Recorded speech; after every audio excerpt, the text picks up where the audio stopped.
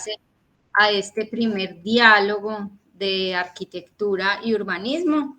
En la noche de hoy nos acompaña el arquitecto Sergio Andrés Pérez Calle. Hola Sergio, ¿cómo estás? Sergio es arquitecto graduado en el año 2022 por nuestra Facultad de Arquitectura e Ingeniería del programa de Arquitectura. Actualmente desempeña labores en el campo del diseño y la construcción de estructuras livianas. Participa activamente como auxiliar de investigación en el proyecto denominado Conjunto Residencial Carlos C. Restrepo, radiografía 50 años del primer proyecto de renovación urbana en Medellín. En el 2022 obtiene mención de honor en la tercera exposición virtual de dibujos de arquitectura y en ese mismo año participa como ponente en el 9º seminario de representación del proyecto Visiones en la Periferia, promovido y realizado por la Facultad de Artes Integradas de la Universidad del Valle. Sergio también tiene un diplomado en Pedagogía para Profesionales No Licenciados, otorgado por el Politécnico de Colombia, y sus intereses se centran en la investigación, análisis y puesta en práctica de los métodos proyectuales, las formas de representación y la historia de la arquitectura. Y hoy justo Sergio nos acompaña con este diálogo, Proyecto Carlos C. Restrepo, experimentación en la academia. Pues la intención de Sergio en esta presentación de hoy es dar cuenta de su rol dentro de este proyecto de investigación que todavía está en curso, pero también hacer énfasis en su ejercicio académico, especialmente de los últimos 2 semestres de su carrera, que lo llevó pues también por ese camino de la investigación, y nos va a mostrar cómo desde su experiencia debemos abordar el análisis, el dibujo, los métodos proyectuales y de representación en el proyecto, y luego nos contará un poco de ese trabajo investigativo en el proyecto de Carlos C. y su rol, que fue y ha sido muy importante alrededor de esas lecturas del paisaje. Pues nuevamente, Sergio, muchísimas gracias por acompañarnos. El micrófono y la pantalla es tuya. Vamos a grabar esta sesión para que la podamos tener albergada en nuestro canal de YouTube. Y nuevamente bienvenidos y muchas gracias por participar el día de hoy. Antes de darle la palabra a Sergio, ahorita cuando vayamos avanzando en la presentación, les estaré enviando el link de ingreso a un tablero para que puedan ir alojando sus preguntas para poder generar ese diálogo al final con Sergio a partir de su presentación. Sergio, adelante. Bueno, profe, primero que todo un saludo, un cordial saludo a todos los que están aquí presentes.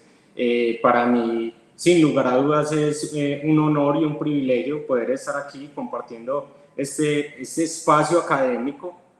Sin lugar a duda, también me parece supremamente importante traer a estos espacios puntualmente barrios o casos locales que siempre pues como que nos compete, y es importante en las facultades de arquitectura estudiar la propia ciudad que al final en la mayoría de las veces es donde se va a ejercer. Entonces sí, me parece muy importante.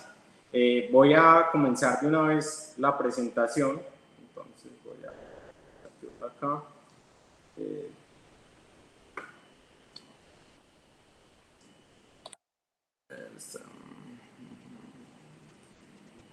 Bueno,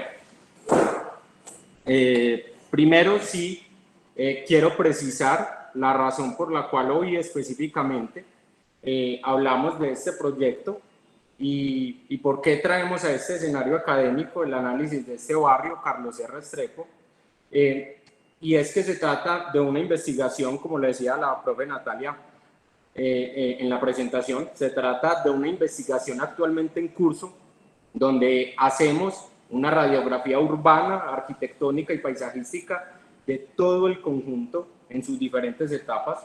Esta investigación se da por iniciativa de mis compañeros, también profesores, Caterine Preciado, la profesora Natalia Cardona y el profe David.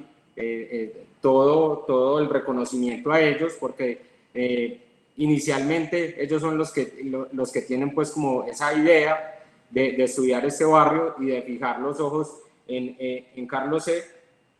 y nuestra compañera Manuela Zapata, que también ha estado presente en todo este proceso. Bueno, hecho ese contexto, primero entonces vamos a comenzar con el caso Carlos C. Restrepo y luego entonces hacemos y miramos la parte de un ejercicio académico que se ha hecho durante los 2 últimos semestres. Entonces, hoy vamos a ver uno de los referentes más importantes y paradigmáticos de vivienda colectiva en la Medellín del siglo XX. Hablamos de la segunda mitad del siglo XX. Es el conjunto Carlos C. Restrepo, un barrio relativamente joven, con un poco más de 50 años. Un barrio que hace parte de la otra banda, o lo que comúnmente se llamaba o se conocía como la otra banda del río Medellín, y entonces cuyo planteamiento va a romper con mucho de lo que se venía haciendo hasta ese momento en la ciudad. Entonces vamos a contar el contexto, la historia y las implicaciones de lo que pasó. Entonces, cuando comenzamos esta investigación, casi que surge de manera inmediata la pregunta de cómo y en qué momento se propone un proyecto de vivienda de este tipo en Medellín, ¿sí? Bajo qué circunstancias y en qué clima se incuba un barrio de estos, porque de entrada no se parece a ningún barrio tradicional o cercano, es una propuesta urbana diferente, una respuesta distinta al problema habitacional, una solución que obedece, hay que decirlo, a la tradición moderna, que de alguna manera, lógicamente, ya se implementaba en la Europa de ese tiempo, pero que digamos en términos de vivienda para Colombia y particularmente para Medellín, digamos estos parámetros van a ser apenas incipientes. Entonces uno en este caso y bajo este escenario, uno sí se pregunta, venga, pero ¿cuándo llegamos a todo esto? Entonces ahí es cuando nos tenemos que devolver un poquito y revisar desde la óptica urbana esa historia de Medellín, cómo es que nacen y se constituyen muchos de los barrios, para tratar de entender el por qué se da ese cambio. Entonces, digamos, muy resumidamente, hasta el siglo XIX, entonces vamos a tener barrios, caseríos o asentamientos que generalmente, ojo, generalmente, crecen a partir de símbolos religiosos, iglesias o conventos, ya fueran planeados o espontáneos.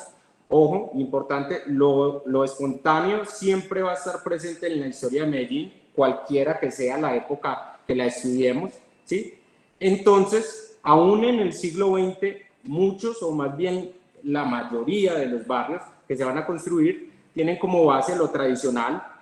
Aún en los años 30, cuando comienza a aparecer mucho más fuerte la sociedad industrial en la ciudad, se sigue proyectando y se sigue pensando el barrio de forma tradicional. Luego uno analiza y concluye que en una sociedad bastante conservadora y fiel a sus costumbres, no había, digamos, mucho inconveniente con eso. Las cosas venían bien así, por lo tanto, en principio, no se veía mucho la necesidad de cambiar, y el principio ordenador de los barrios va a ser muy común y muy casi que repitiéndose constantemente. Entonces vamos a tener lo siguiente, vamos a encontrar un elemento en estos barrios, un elemento simbólico o un espacio que hace las veces de epicentro, y del cual se desprende una retícula cuya geometría y estructura está delimitada por la calle. En sí, ese es el sistema base. Eventualmente habrán algunas variaciones, encontraremos algunas particularidades, sí, pero en sí el sistema, digamos, base es ese para el entonces de los barrios que se tenían.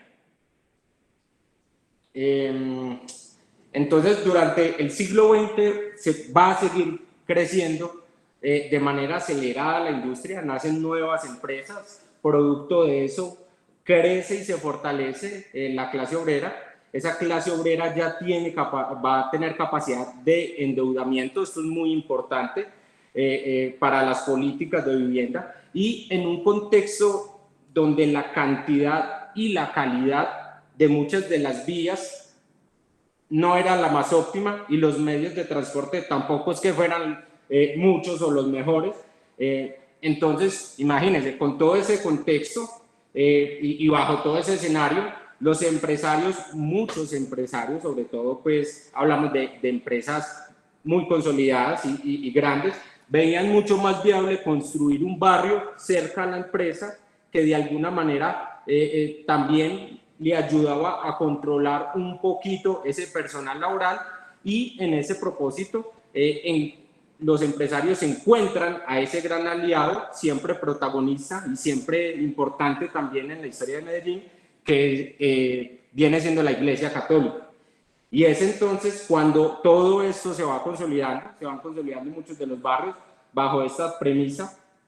Pero ojo, paralelo a todo eso que venimos advirtiendo y que vengo contando, se va generando y se va de alguna manera estableciendo violencia en las montañas. El conflicto armado va a causar desplazamientos masivos, y entonces también de alguna manera eso se va a traducir en la ciudad con asentamientos y con esa parte informal.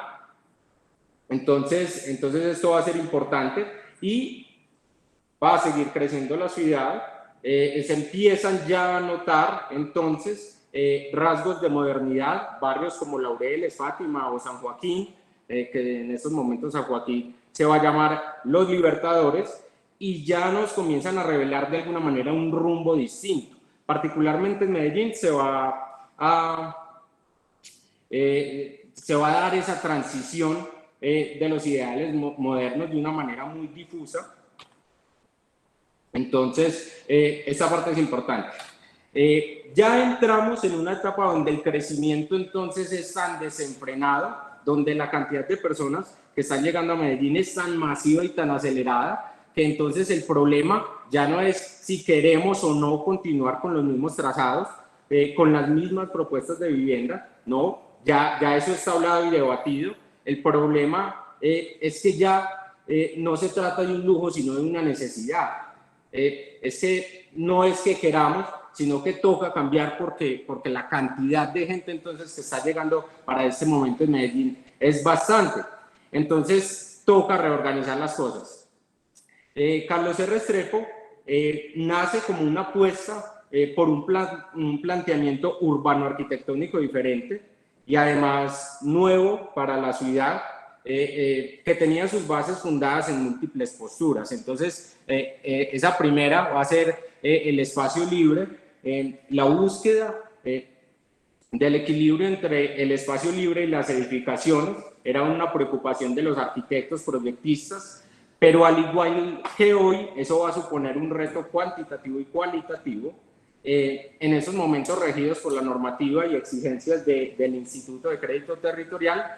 El proyecto entonces debía ser racionalizado y a la vez económico, pero sin embargo, esta parte es muy importante. Al tratarse entonces de vivienda estatal, también primaba esa idea de construir sociedad a través de la vivienda, lo que implicaba dotar la unidad de espacios públicos y colectivos, que generalmente eso no representa o no representan intereses lucrativos, pero sí activan y articulan la ciudad.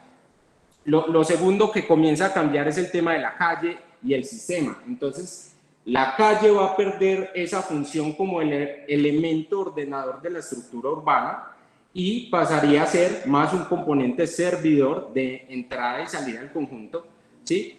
Y entonces no solamente cambia la forma urbana, sino también el sistema de ordenación. Y lo tercero es que la vida doméstica y los núcleos familiares comunes de la época en Medellín se van a exponer entonces a un cambio tipológico importante en la vivienda y el urbanismo local, lo que significaba en cierta medida para los arquitectos un ejercicio proyectual riguroso y arriesgado, ¿sí? Cada vez que se innova, a la vez se arriesga. Entonces, eso va a añadir también una responsabilidad social, económica, política y cultural también, si se quiere, bastante grande. Y más adelante, este hecho terminaría siendo, lo sabemos por la historia, terminaría siendo crucial en el desarrollo inmobiliario del resto de la ciudad. Esto es importante y constantemente en la investigación lo vamos a hablar en las reuniones que hacemos, y es el carácter experimental de este barrio en Medellín. Este proyecto en sí mismo supone todo un laboratorio para la vivienda en la ciudad.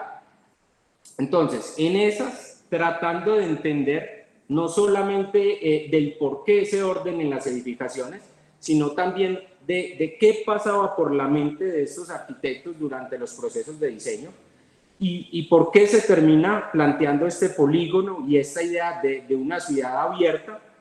Entonces tenemos lo siguiente: ser ciudad y ser abierta implica dos principios fundamentales.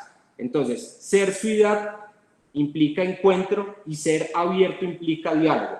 Entonces, estas dos cualidades se deben presentar tanto en los edificios como en las personas, que es con la intención con la que se piensa esta idea de ciudad, y se debe garantizar en todo caso el encuentro. La ciudad abierta, y en esto sí quiero ser muy claro, no es una imposición planimétrica ni una invención producida por un arquitecto o por un autor específico.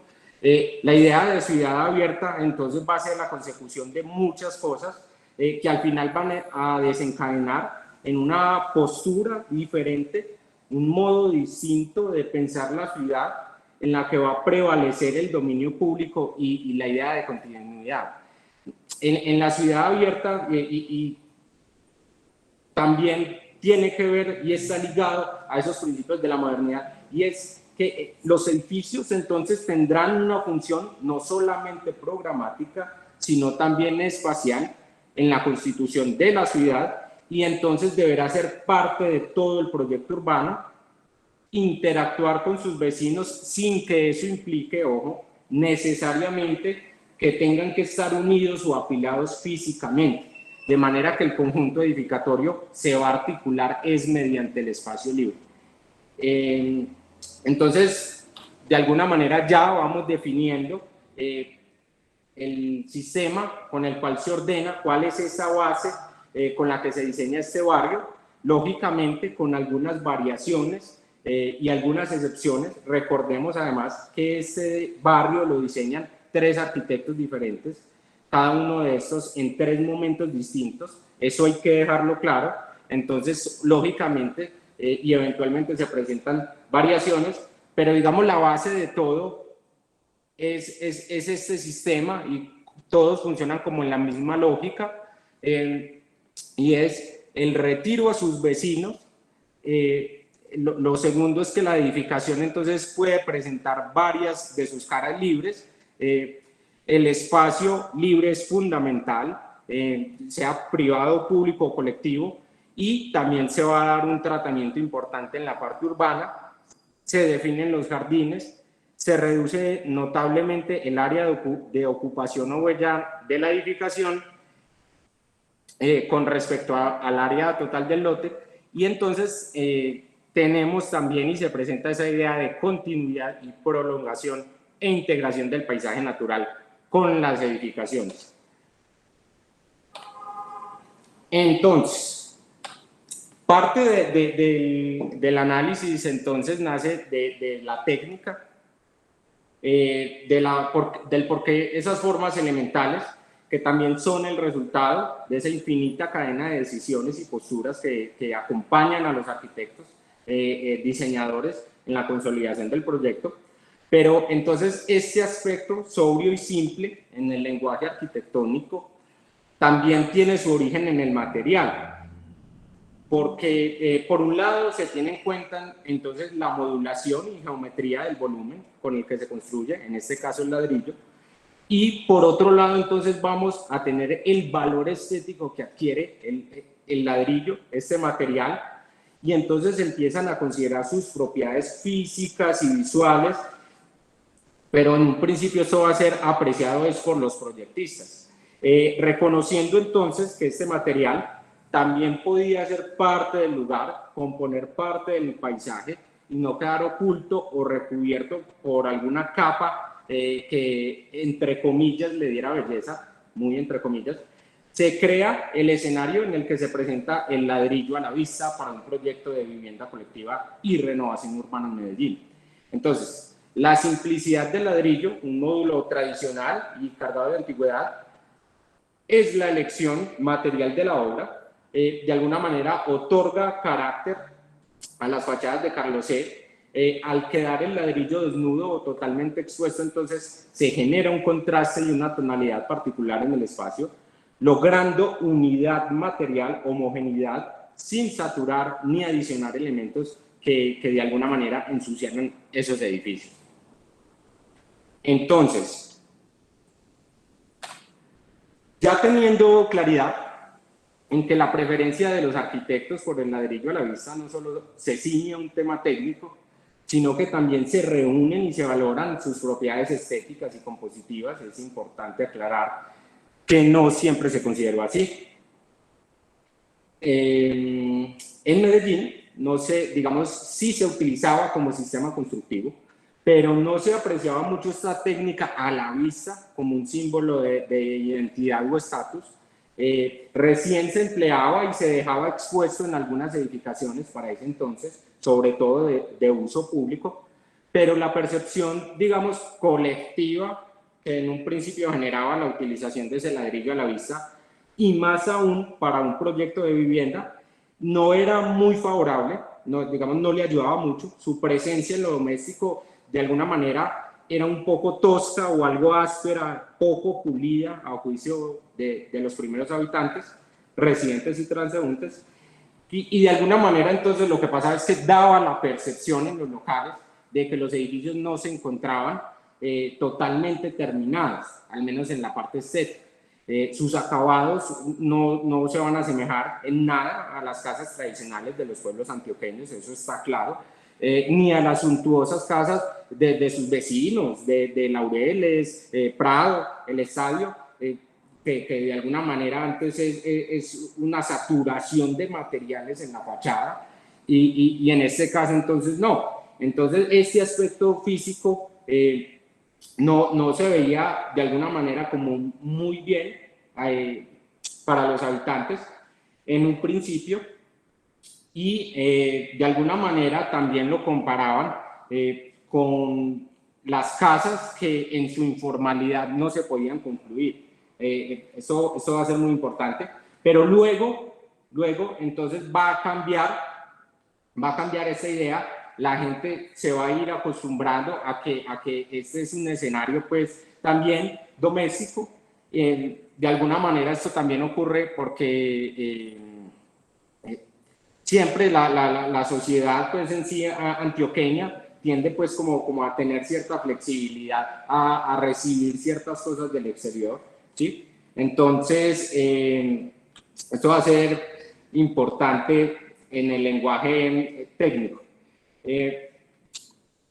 Bajo esta premisa que acabo de hacer, entonces, y si analizamos la imagen de la zona inferior izquierda, entonces nos podemos dar cuenta rápidamente cuál es la primera etapa, porque de alguna manera se va a perder esa idea que se tiene de revocar las fachadas, y de alguna manera se pierde el miedo también o esa mística a dejar el ladrillo expuesto. Entonces se ve como esa primera etapa sí todavía hay mucha parte o varias caras del edificio revocado, mientras que en las etapas que le siguen, entonces ya de alguna manera es como que se suelta más y se acepta más esa técnica.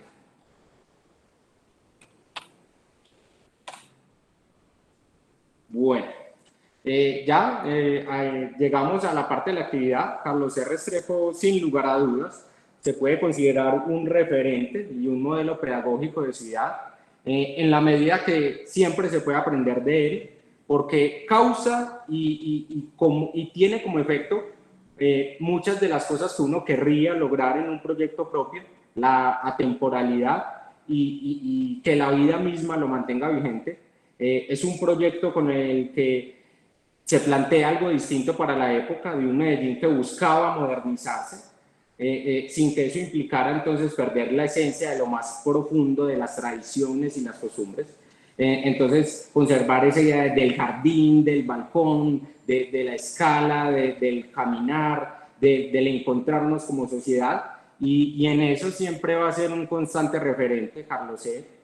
Desde esos momentos entonces ya se advertía la idea de que los arquitectos y los urbanistas debían preparar el hábitat solo hasta el punto en que el hombre pudiera tomar control de él. Al final eso es lo que pasa, y en esencia eso es una radiografía, que así es como se titula la investigación, y es el hecho mismo de presenciar y entender qué han hecho los habitantes de este lugar después de 50 años, qué han hecho estas personas y los ciudadanos con lo que se les entregó.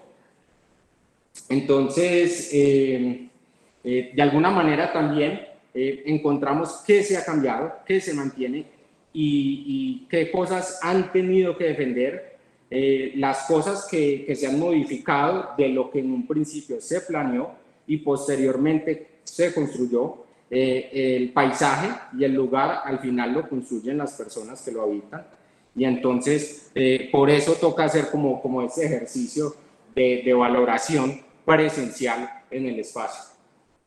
Entonces, todo este análisis, acá vemos unas cuantas actividades que parten casi del análisis y las teorías zoológicas de Yangel, en el cual él establece que cuando un entorno urbano presenta actividades opcionales, actividades obligatorias y actividades colectivas, las tres en un mismo espacio y en un mismo momento, es porque el desarrollo urbano es óptimo y adecuado.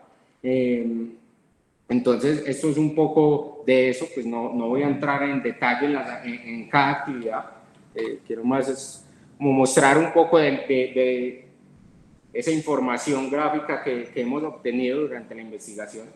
Entonces, van a pasar muchas cosas en estos 50 años. Carlos C. Inicialmente en su planificación no va a tener iglesia, sin embargo, se va a hacer al final de una manera un poco forzada, pero igual la iglesia pues siempre tiene como esa manera de adecuarse de alguna forma, y entonces van a quitar unos cuantos parqueaderos y se instale ahí la iglesia, siempre es importante eso. También en un principio entonces no hay tantos carros, el parque automotriz no es tan grande, pero entonces después cuando tener carro se vuelve como más normal, entonces se hacen una torre de parqueaderos con zócalo comercial. Eso sí, importantísimo, y esto es de los cambios que ocurren en esos 50 años, y es el compromiso que se tiene con el jardín. Los residentes no van a ver eso como una zona verde o como algo que está ahí afuera, sino que entonces lo van a plantar y lo van a cuidar y lo van a ver es como el jardín de la casa, y evidentemente eso se ve, y entonces empiezan a ocurrir una cantidad de cosas también y hechos y dinámicas sociales muy interesantes, como los mercadillos, los festivales, y de alguna manera entonces uno se comienza a preguntar de cómo esa unidad que tiene físicamente, y si uno lo ve no es necesaria ni siquiera que sea tan forzada, tiene cómo encerrarse, no lo hace, y gracias a Dios que es así, porque entonces lo que va a pasar es que ellos consideran y lo van a tener, que la esencia del barrio y de ellos mismos es esa idea de lo público.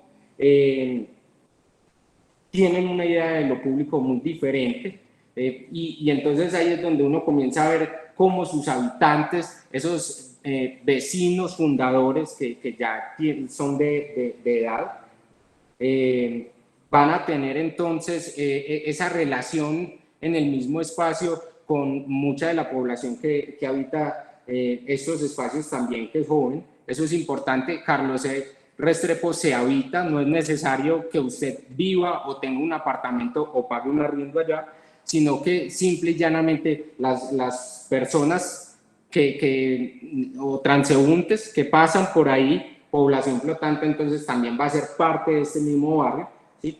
Y entonces eso es una de las cosas pues como más interesantes. La imagen de la parte inferior a la derecha, entonces por ejemplo esto va a ser en diciembre.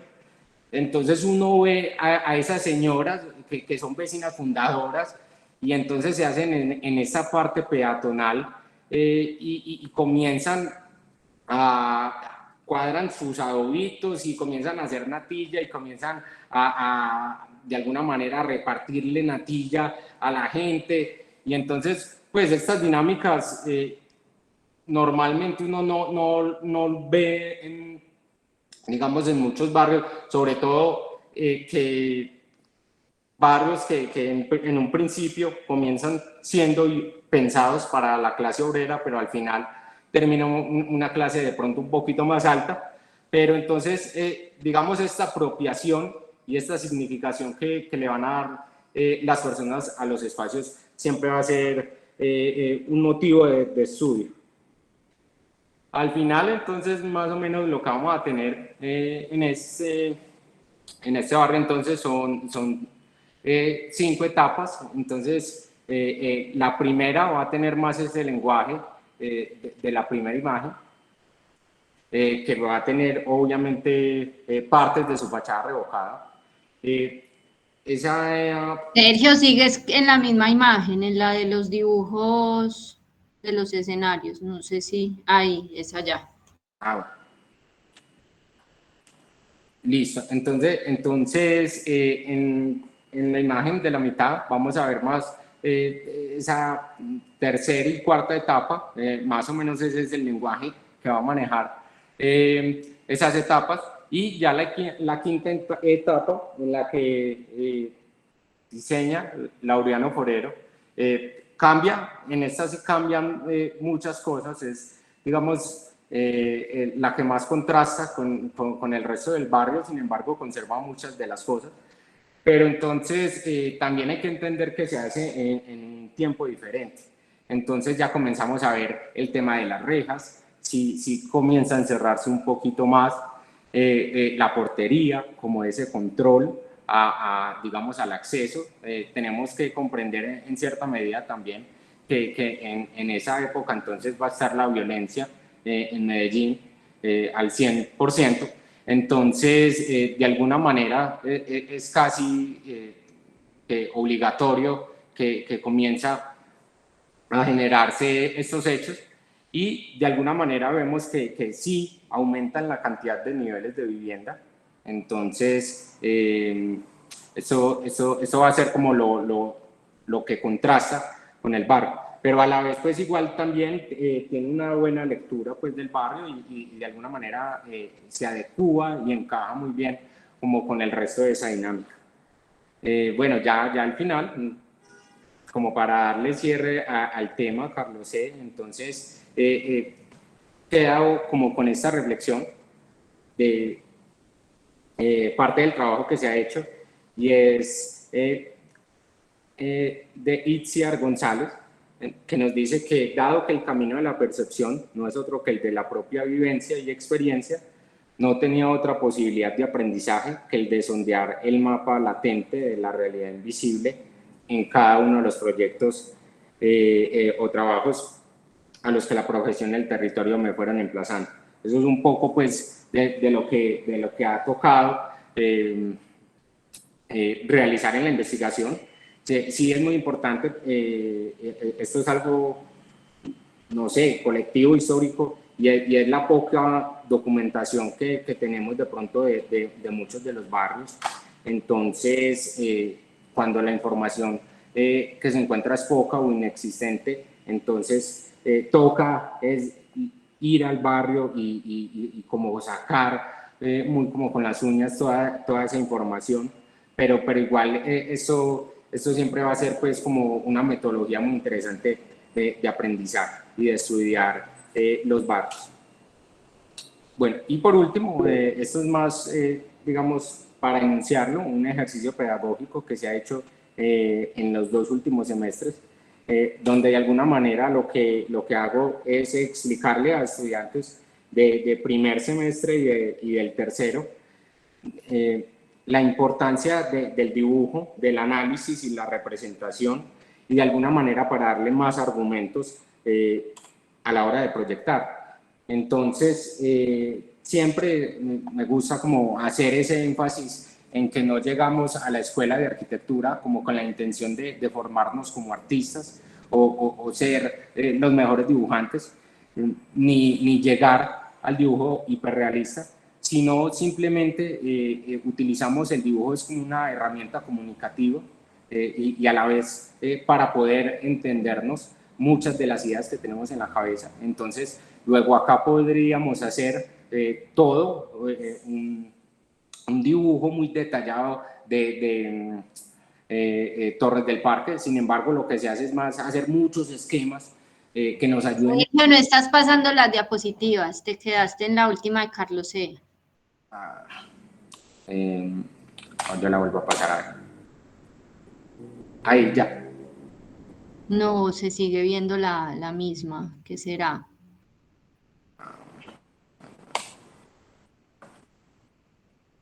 Ahí sí se ve ya. Listo. Entonces, en lo que hago es explicar pues como la importancia del dibujo. Entonces, como lo decía ahorita, entonces, básicamente, si uno hace un análisis del proyecto por medio del dibujo de esquemas sencillos, rápidos, de pronto lo entiende mucho mejor, así hace un dibujo súper detallado que va a desgastar mucho tiempo, pero que al final de pronto no va a decir más que una foto. Entonces, por eso es que utilizamos el dibujo.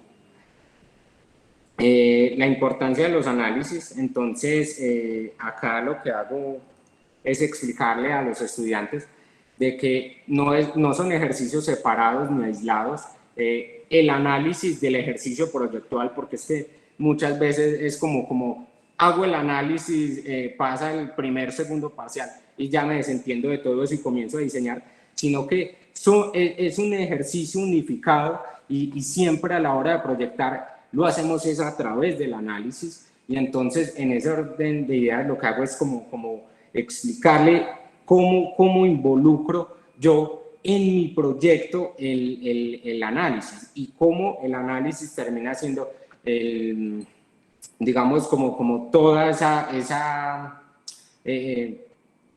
eje sobre el cual va a girar el proyecto. Entonces, en este caso, pues es más como una ejemplificación de un análisis que termina siendo pues en sí mismo el proyecto.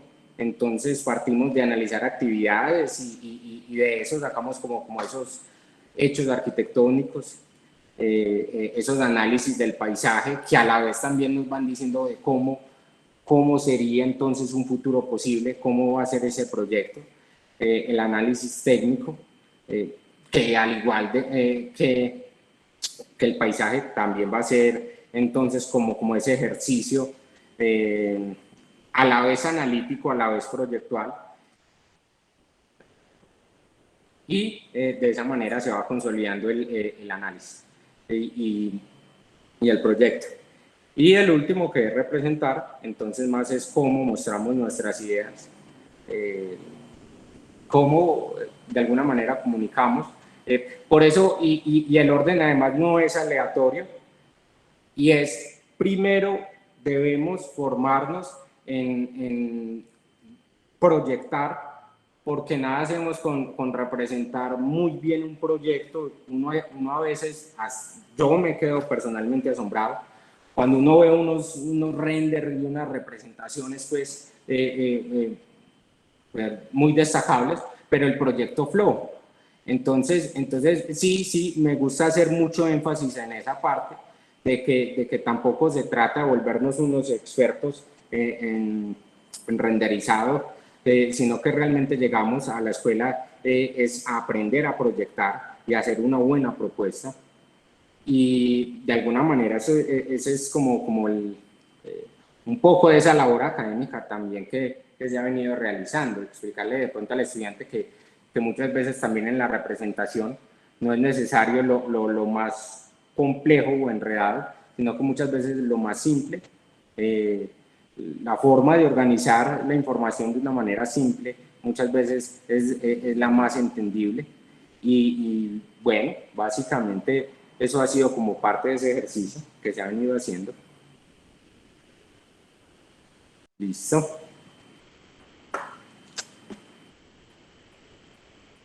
Sergio, muchísimas gracias.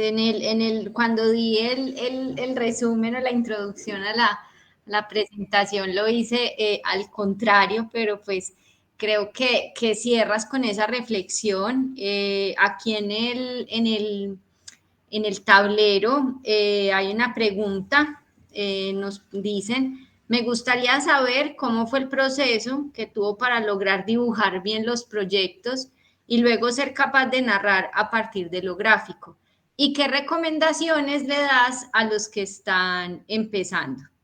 Y hay una felicitación, dice, tienes mucho talento, no solo para dibujar, sino sobre todo para utilizarlos para la generación de análisis y conclusiones complejas sobre el diseño. Entonces, Sergio, cuéntanos un poquito de cómo fue ese proceso tuyo para lograr dibujar bien los proyectos y luego ser capaz de narrar y qué recomendaciones o qué consejos les puedes dar a los que recién empiezan en este camino de la arquitectura y pues la representación. Bueno, en el tema de la representación, básicamente, nace pues desde mucho antes de yo entrar a la universidad. Hay un gusto por dibujar, sin embargo, y a la vez cambia, digamos, la intención que yo tengo a la hora de representar, porque entonces antes de entrar a la universidad, yo pienso en que de alguna manera el mejor dibujo es como el más destacado o el que más expresa, pero a medida que iba pasando como por cada semestre, me iba dando cuenta que de pronto entonces analizar era más importante que detallar los dibujos, llegar al hiperrealismo me alejaba del proyecto y entonces comencé, vamos a mostrar de pronto acá algunos ejemplos, comencé de alguna manera a utilizar esquemas mucho más simples, pero que me ayudaran de alguna manera a comunicar todas las ideas que en un principio tenía en la cabeza. Entonces, si analizamos, por ejemplo, en este, que es un ejercicio de una alcaldía en el corregimiento de San Cristóbal, entonces, por ejemplo, yo creo que no podemos decir que hay un dibujo de pronto como muy destacado o artístico.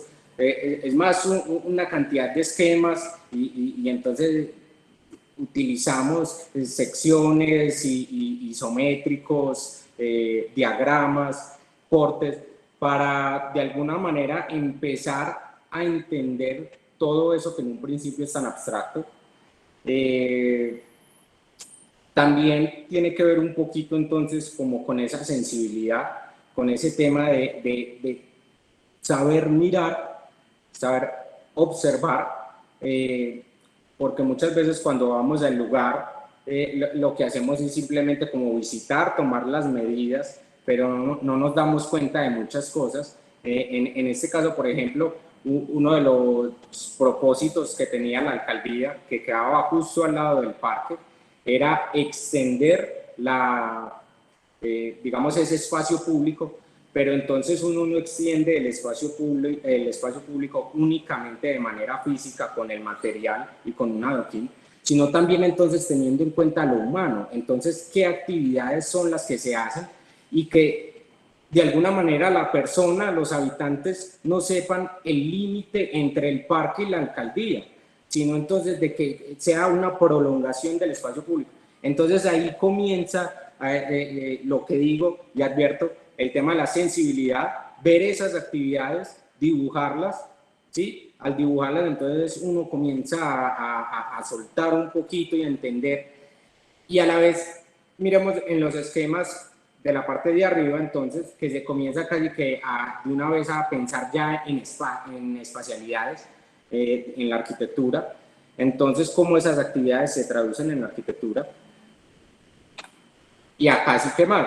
Entonces, es como un proceso que se va sentando. También es importante conocer, entonces, bueno, ¿para qué nos sirve el isométrico?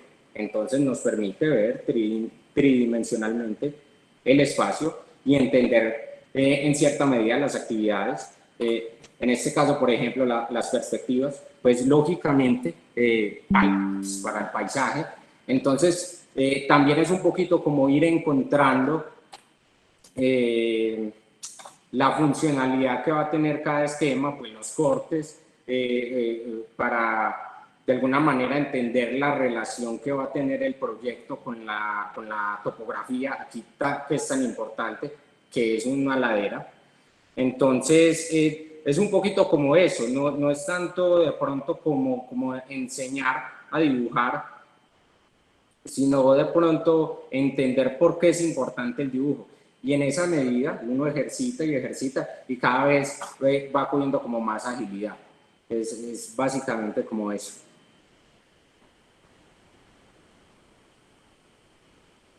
Sergio, muchísimas gracias por compartir este espacio con nosotros. Creo que se vuelve muy motivante para los compañeros que están empezando su proceso, que lo están finalizando. También la importancia, pues, de entender esos procesos, esos asuntos proyectuales asociados a la representación. También, pues, ese abrebocas del conocimiento adquirido en tu participación en el proyecto de Carlos R. Restrepo. Es un proyecto que todavía estamos en proceso, todavía no se ha finalizado, todavía no están pues listos esos resultados, pero creo que Sergio nos abre un poquito esa radiografía y cómo nos lleva desde ese discurso de Carlos R. Restrepo a identificar la importancia pues de este tema de la representación, y por eso pues fuiste nuestro invitado, porque resaltas por tu labor pues en el dibujo, pero como tú mismo lo dicen, se vuelven esos dibujos pensados y no unos dibujos por hacer, ¿cierto? Y aquí nos dice la profe Sandra que muy importante lo que explicas, donde el dibujo nos acerca al proyecto y debe ser un medio de reflexión y de comprensión. Yo creo que en esa frase la profe Sandra nos lleva pues a concluir este ejercicio. A todos los participantes, muchísimas gracias. Recuerden que la sesión de hoy queda grabada en el canal de YouTube del Semillero A+D para que lo puedan consultar. A Sergio, pues felicitaciones por ese proceso tan positivo, dice por acá la profe Diana, y siempre pues súper invitado. También aquí dejarles abierto el espacio por si hay alguna otra pregunta. Veo que aquí en el tablero todo está dicho. Entonces, Sergio, muchísimas gracias y esperamos que nos pueda seguir aportando con estas ideas en el proceso de enseñanza-aprendizaje de los estudiantes de arquitectura. A todos feliz noche y muchísimas gracias por participar el día de hoy. Gracias, feliz noche. Gracias.